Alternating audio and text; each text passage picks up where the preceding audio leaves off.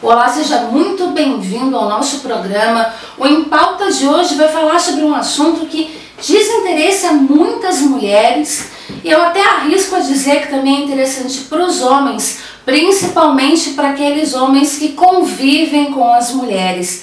A gente vai falar sobre a TPM, que é um assunto muito conhecido e muito discutido por todo mundo. E para falar com a gente sobre isso, a gente convidou a ginecologista, a doutora Helena Prodi. Tudo bem, doutora? Tudo bem, muito obrigada pelo convite, é um prazer estar aqui. Nós te agradecemos você ter aceito vir até aqui, né? Compartilhar um pouquinho com a gente dos seus conhecimentos. E a gente vai falar de um assunto tão polêmico e ao mesmo tempo tão popular, tão comum, que é TPM, né? Conforme eu já tinha comentado, ela atinge a maioria das mulheres, mas eu acho que também é muito interessante para os homens, principalmente aqueles que têm uma mulher em casa, que convive com a mulher e que a mulher tem TPM, né? Sim. Bom, então para a gente começar o nosso bate-papo, eu vou te perguntar o que é a menstruação. Certo. A menstruação, ela é a descamação do endométrio, que é o tecido que reveste o útero por dentro. Esse endométrio, ele vai sofrendo ações hormonais ao longo do ciclo menstrual.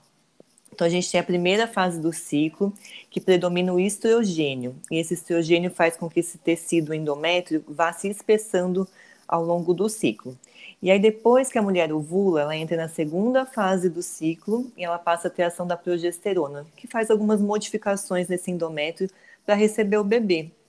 E aí, no caso, quando não ocorre a gestação, a progesterona cai, o ciclo menstrual termina e aí a menstruação desce. E o que é essa menstruação? A descamação desse tecido que não recebeu o bebê. E doutora, existe alguma idade certa para que a menina menstrue? Ou, por exemplo, existe alguma idade que seria considerado muito precoce? Ou também alguma idade que, se a menina ainda não tiver menstruado, já é para se preocupar e procurar um especialista? Sim, a menstruação desce normalmente entre os 10 e os 15 anos. A média é 12 anos. Mas a gente sabe que 95% das meninas vão menstruar entre 11 e 15. Se passou dos 15, 16 anos, ainda não veio a menstruação, principalmente se ela ainda não tem desenvolvimento de mamas, de pelos pubianos, aí é para se preocupar, começar a investigação. E se vem antes dos 10 anos também, é uma menarca, né, que é o termo técnico, precoce. Claro que existem padrões familiares, a gente tem que levar em conta também, tem mulheres que na família a mãe menstruou tarde, a avó menstruou tarde, então é esperado que a menina A menstrue também mais tarde. hereditariedade também interfere, Pode então? interferir, sim. Então, nesses casos, a gente considera os antecedentes familiares também. Eu queria te perguntar uma coisa, eu não sei se existe algum estudo ou se vocês, profissionais da saúde, observam alguma relação entre isso, mas o estilo de vida atual da população de hoje, né? O estilo de alimentação, estilo de prática de rotina diária, isso tem interferido ao longo do tempo na idade com que as meninas começam a menstruar e por quê? Sim, as meninas têm menstruado mais cedo, conforme tem passado as gerações, e os dois principais fatores que a gente vê a relação, um é a obesidade, que pode antecipar a primeira menstruação, e o outro é a apresentação dessas meninas mais novas a estímulos sexuais, seja na TV ou no meio que ela convive. Então, isso pode interferir na idade da menstruação. O meio social pode interferir também. Embora o ato de menstruar seja uma coisa comum, esperada para todas as mulheres, eu acho que vale muito a pena a gente frisar uma pergunta aqui. Quando a menina menstrua pela primeira vez, qual é a importância ou é necessário que os pais procurem um profissional, um ginecologista para um acompanhamento? Sim, é interessante esse acompanhamento para ver se não tem nenhum distúrbio da menstruação, uma cólica importante, o padrão da menstruação. É normal que nos primeiros anos ela seja irregular, mas é bom levar a menina na consulta para ver se está indo tudo bem, se a idade da menstruação está correta, e os fatores que podem vir associados, né? Em relação ao uso do anticoncepcional, aquele anticoncepcional que a maioria das pessoas conhece, que chama da pílula, né, o comprimido que toma diariamente, a mulher que toma, que faz uso do anticoncepcional, ela também menstrua? A gente sabe que existem vários tipos de anticoncepcional. Queria que você falasse um pouquinho pra gente sobre isso. Então, o sangramento da pílula não é exatamente uma menstruação, porque todo esse processo que eu expliquei da menstruação, ele não ocorre quando a mulher utiliza a pílula, porque você tem uma concentração constante de estrogênio e progesterona ao longo do ciclo. Então, o estrogênio que tem na pílula, nem todas as pílulas têm estrogênio, né? Mas quando elas possuem estrogênio, ele espessa um pouquinho só o endométrio e a ação da progesterona continuamente não deixa esse endométrio se espessar tanto. Então, o sangramento da pílula, ele ocorre quando há interrupção da administração, então aquela pausa da pílula, porque falta progesterona, que é o que deixa o endométrio estável. Então, faltando essa progesterona, o endométrio descama e sangra. Se ela fizer uso contínuo da pílula, a tendência é que ela não sangue, a não ser que ela tenha alguns escapes. Uma outra questão que a gente recebeu aqui como dúvida é que algumas mulheres relatam que durante o período menstrual os hábitos intestinais mudam. Isso é fato, isso é verdade? Por que isso acontece? Sim, isso é verdade. A progesterona, ela tem um efeito constipante nas mulheres. Por isso que as mulheres vão menos ao banheiro do que os homens. Por isso que na gestação o intestino fica mais preso. É tudo pela ação da progesterona. E aí, justamente nessa fase da menstruação, a progesterona cai. Então, por isso, nessa fase, o intestino fica um pouco mais solto. Então, se a mulher observa que o intestino está mais solto durante o período menstrual, isso é perfeitamente normal, mas ela precisa ter atenção com outros sintomas, por exemplo, dor ao evacuar, sangue nas fezes. Isso, durante a menstruação, pode sinalizar uma endometriose. Então, ela precisa procurar um profissional nesses casos. Perfeito. Bom, doutora Helena, eu vou te pedir agora licença, a gente vai fazer uma pequena pausa para um intervalo. Na volta, a gente vai continuar falando sobre a menstruação e a gente vai entender um pouquinho sobre as características próprias da TPM. Fica aqui com a gente que é bem rapidinho, daqui a pouco.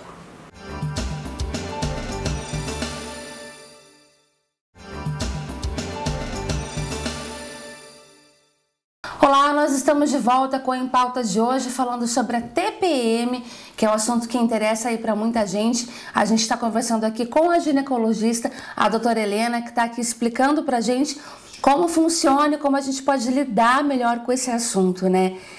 Eu vou começar esse bloco então, doutora, te perguntando quanto tempo dura e como se comporta um ciclo menstrual normal de uma mulher. O ciclo menstrual normal, ele pode demorar entre 21 a 35 dias. Isso seria o intervalo entre o primeiro dia de uma menstruação até o primeiro dia da próxima menstruação. Então, entre 21 e 35 dias é o período normal. E aí, como eu já falei anteriormente, ele tem duas fases. A primeira fase antes da ovulação e a segunda fase depois da ovulação. E quanto ao tempo de sangramento, é normal que sangre 2 a 8 dias. Mais do que isso, já é um fluxo aumentado. Perfeito. A gente sabe que atualmente a gente encontra disponível bem fácil em supermercado, farmácia, com acesso fácil para toda a população, vários tipos de absorvente. Então a gente tem absorvente interno, a gente tem absorvente externo. Agora também está começando a entrar muito a questão do absorvente mais sustentável, que é um copinho, né, que é reciclável. Então, eu queria que você falasse um pouquinho para a gente sobre quais são os tipos de absorvente e quais as vantagens e desvantagens de cada um. Então, são esses tipos que você falou. Tem o absorvente externo, né, que é o mais antigo, que as mulheres colocam na calcinha. Tem o absorvente interno, que coloca no fundo da vagina. E hoje temos uma opção mais moderna e sustentável, que é o coletor menstrual. Todas são opções viáveis, a desvantagem de cada um. O absorvente externo, ele pode dar mais alergias, ele pode ser mais desconfortável, dar mais acidentes às vezes, né? O absorvente interno, ele é bastante prático, só que ele precisa ser trocado uma certa frequência, porque pode predispor a infecções, desregulações da flora, se a mulher esquece lá por muito tempo.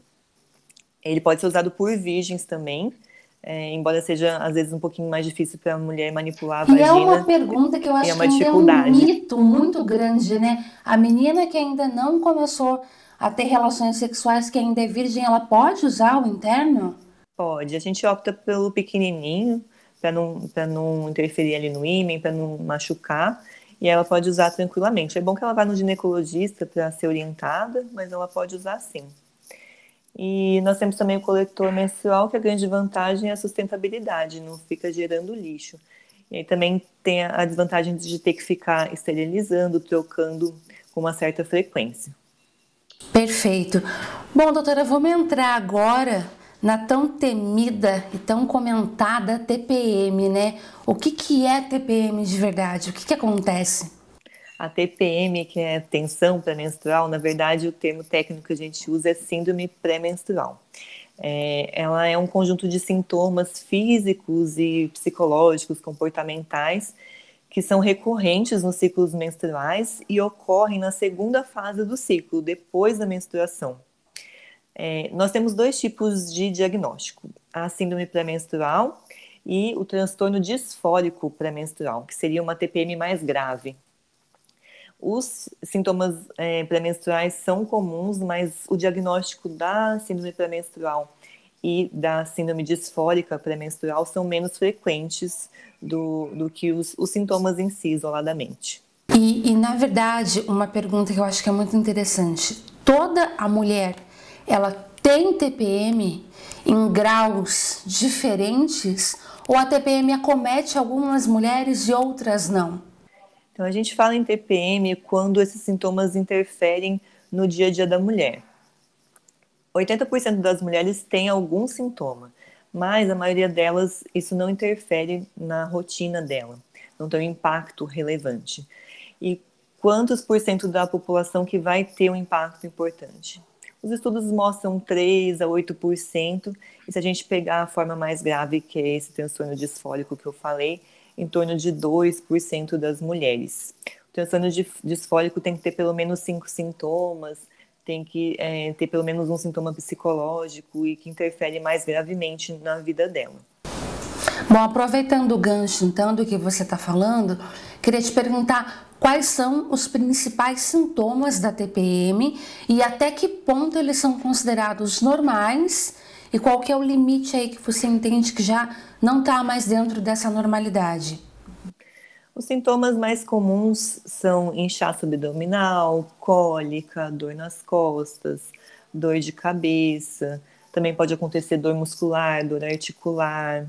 E tem os sintomas psicológicos: labilidade emocional, irritabilidade, depressão, aquelas explosões de raiva que geralmente os maridos reclamam, né?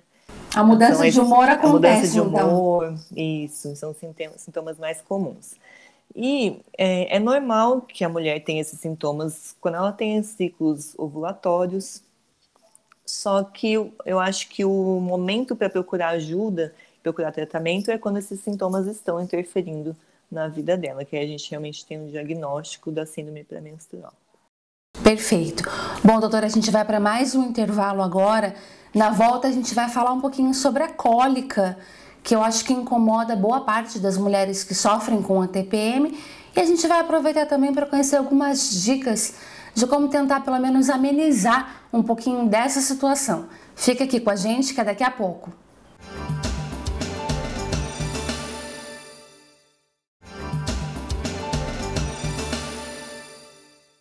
Olá, você está de volta com a gente aqui no Em Pauta de hoje, falando sobre as principais características da TPM, que é a tensão pré-menstrual. A gente está conversando com a doutora Helena aqui, que é ginecologista. Doutora, eu queria te perguntar um pouquinho sobre a cólica, né? A famosa cólica menstrual. Muitas mulheres sentem essa cólica. Então, eu queria te perguntar quais são as principais características dessa dor e por que ela acontece?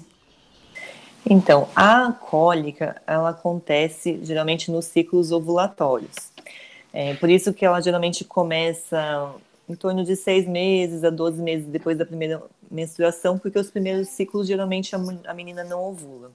Então, ele está muito relacionado com a ovulação e com a produção de substâncias chamadas prostaglandinas, que são substâncias inflamatórias e que geram dor.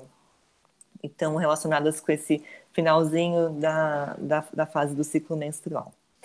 Existem dois tipos de cólica. A gente chama a cólica, o nome médico é dismenorreia.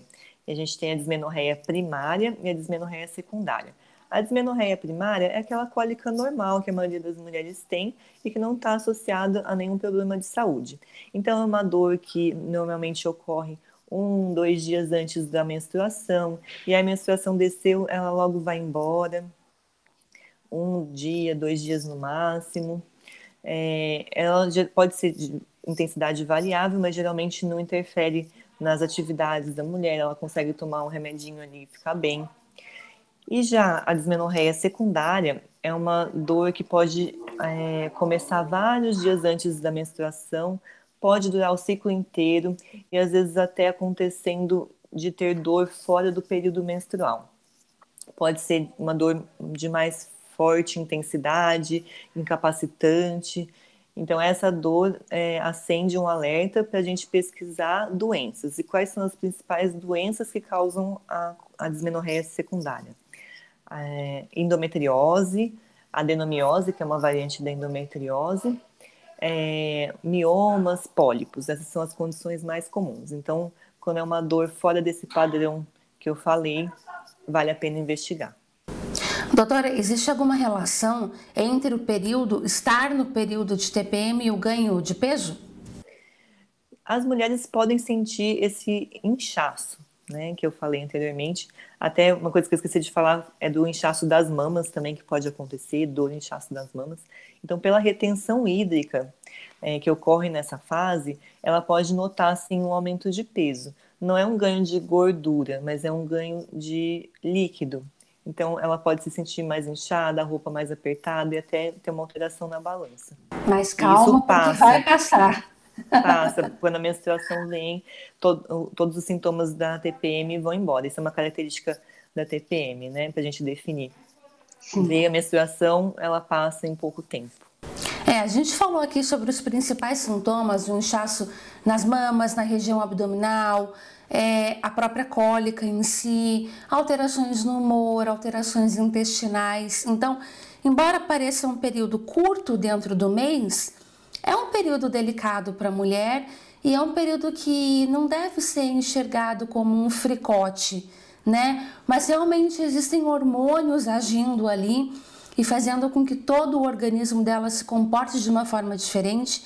Então isso deve realmente ser levado a sério e quando chegar a níveis que incomodem o dia a dia, é muito importante lembrar para quem está nos assistindo que procurar um profissional da área da saúde, procurar um ginecologista pode te ajudar em muito a resolver tudo isso, né?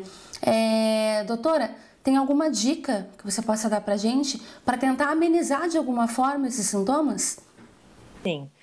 Falando da cólica que a gente estava falando agora, o principal remedinho que pode melhorar a cólica é o anti-inflamatório, tem alguns mais específicos para a cólica menstrual. Bolsa de água quente pode dar uma aliviada, tem alguns estudos que mostram que pode até ser quase tão efetivo quanto o anti-inflamatório. E outras coisas como exercício físico, suplementação de vitamina B, de ômega 3, não se tem muita evidência ainda, mas pode ser que melhore para algumas pessoas. Acupuntura, yoga não tem muito benefício, isso tanto para a cólica como para a TPM em geral. Para a TPM, algumas técnicas de relaxamento também podem ajudar. E aí nós temos os medicamentos de uso contínuo. Qual é a primeira escolha para a gente tratar TPM? São os antidepressivos, e é uma classe específica de antidepressivos, que eles chamam inibidores da recaptação de serotonina. E os principais exemplos são fluoxetina, sertralina, escitalopram, são os mais utilizados. E aí sempre deve ser prescrito por um médico, avaliado direitinho caso a caso. E os anticoncepcionais também podem ajudar, na maioria dos casos, por cortar essa flutuação hormonal que causa TPM. Muito bem, antes da gente encerrar esse bloco, eu queria convidar você que está nos assistindo em casa, a gente vai acompanhar um videozinho agora que vai apresentar também, além de tudo que a doutora já falou, algumas dicas alternativas aí para a mulherada enfrentar esse período da TPM. Roda o VT.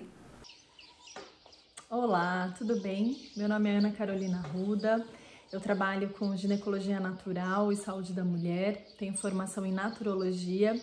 É uma forma da gente entender a saúde de forma integrativa, sistêmica. E hoje eu vim aqui para a gente conversar um pouco sobre como aliviar as dores das cólicas menstruais. Então a gente pode ter cólica por alguns motivos, né? Dentre eles, um excesso de frio no corpo, o fato da gente estar precisando descansar, parar um pouquinho e a gente não faz isso, alimentação extremamente inflamatória e dureza nessa musculatura uterina. Então, se no período pré-menstrual e menstrual a gente diminuir a ingestão de açúcar, álcool, farinha, pão, massa, excesso de carne, laticínios, a gente já pode ter uma diminuição dessas dores por conta de diminuir também as inflamações.